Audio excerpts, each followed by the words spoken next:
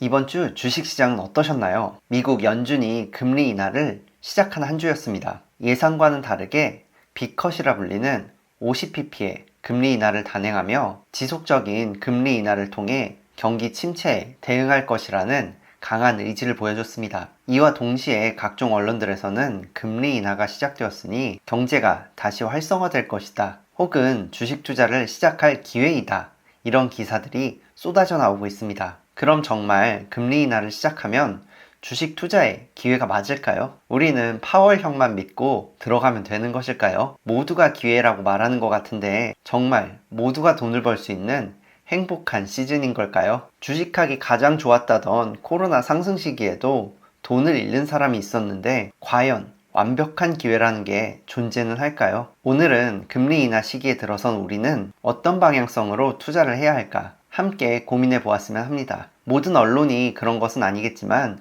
금리 인하를 하면 많은 것이 해결될 것처럼 이야기하는 기조가 있습니다. 이 부분은 반은 맞고 반은 틀렸습니다. 경제를 사이클로 바라봤을 때 금리를 인하한다는 것은 결국 경기가 침체한다는 것을 인정하는 것일 수 있습니다. 급격하게 오른 물가를 잡기 위해 경제 성장률을 포기하고 금리를 올린 상태에서 이제 너무 둔화된 경제 성장이 발목을 잡는 시기가 왔다는 것을 의미합니다. 그렇게 둔화된 성장을 다시 끌어올리기 위해 금리를 낮추기 시작한 거라고 생각할 수 있습니다. 마치 병원에 입원한 사람에게 수액을 주입하고 각종 약을 투입하기 시작한 상태인 것입니다. 말하자면 지금 경제는 병원에 입원한 사람과도 같은데 아무래도 긍정적인 여론을 이끌어야 하는 언론의 입장에서는 약이 투입되었다는 사실에 무게를 실어 이야기하는 경향이 있습니다. 마치 치료가 시작되었으니 내일이라도 당장 벌떡 일어날 것처럼 말이죠. 하지만 우리는 인생을 살아오면서 크게는 입원도 해보고 작게는 감기도 걸려보면서 경험으로 모두가 답을 알고 있습니다.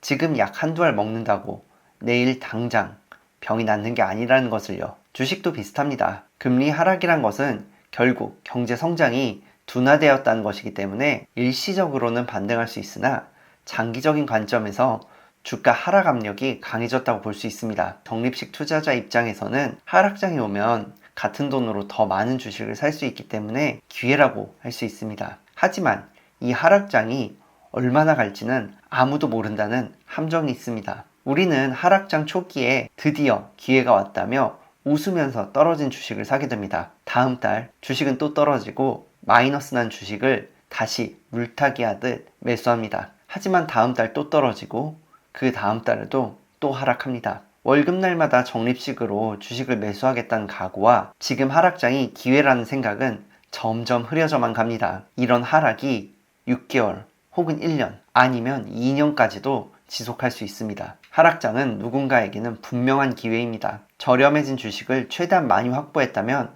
다음 상승장에 폭발적인 성장을 이룰 수 있습니다. 하지만 그 긴 시간을 버텨낼 수 있는지는, 혹은 버텨냈더라도 너무 고통스러운 시간으로 기억돼 내 생활까지 영향을 주는 건 아닌지 생각해 봐야 합니다. 생각보다 기약 없는 하락장을 버티는 시간은 고통스럽게 다가올 수 있습니다. 그럼 이런 하락장을 견디는 시간을 조금이라도 덜 고통스럽게 만드는 방법은 무엇일까요? 시장의 방향을 우리가 컨트롤할 수는 없지만 우리의 감정의 방향은 컨트롤할 수 있습니다. 가장 쉬운 방법으로 하락장 초기에 주식 매수 비용을 줄이는 것입니다. 상승장이 시작할 때부터 천천히 현금을 모았다면 좋겠지만 만약 준비가 안 됐다면 하락장이 시작할 때부터 주식 매수 비용의 일부를 현금화해 놓는 작업을 시작하는 것입니다. 이렇게 준비해둔 현금이 대단한 변화를 일으킨다고 말할 수는 없습니다. 하지만 추가 하락에 대응할 수 있는 현금이 있느냐 없느냐만으로도 우리의 투자는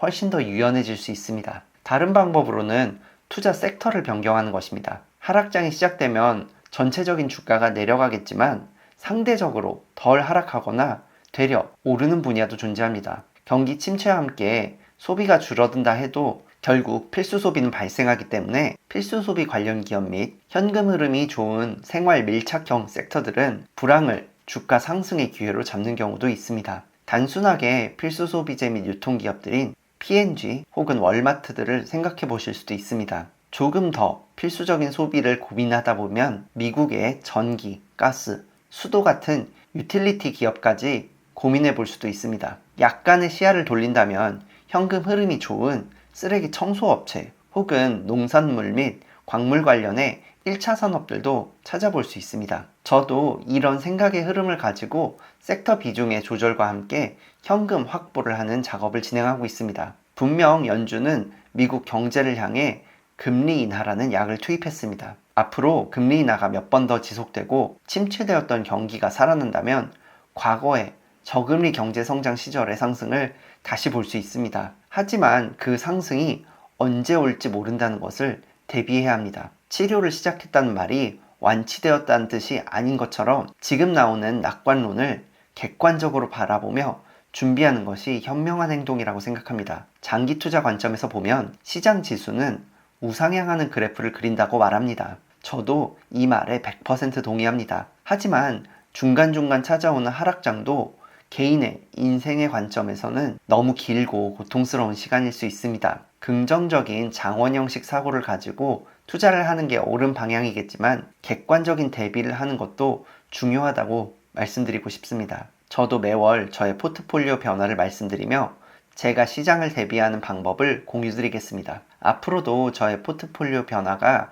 궁금하신 분들은 구독으로 응원 주시면 감사하겠습니다. 영상 시청해 주셔서 감사합니다.